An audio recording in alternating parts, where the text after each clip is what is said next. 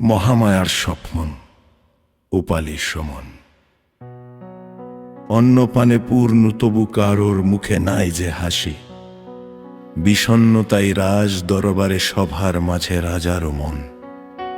করছে পূজা হরেক রকম কপিলপুরে নগরবাসী। রানীর কবে পুত্র হবে প্রশ্নে মুখর সব জনগণ। সবার মুখের হাসি হয়ে আসবে কবে সাক্ষ্য রবি। বাগানে ঘাস ফুল পাখি সব স্নিগ্ধ হবে তাঁর পরশে। আবার নতুন কাব্য লেখার অপেক্ষাতে চারণ কবি। মধুর সুরে গান করিতে শিল্পীরা সব আছেন বসে।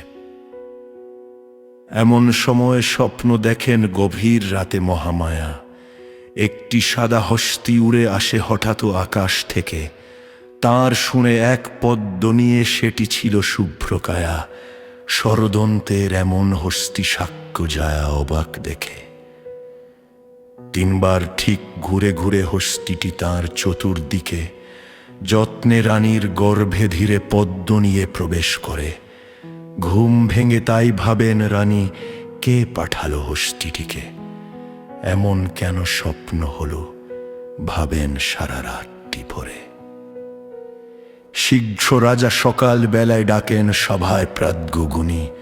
মন্ত্রী উজির ভাবেন হঠাৎ কি আসিল রাজার মনে।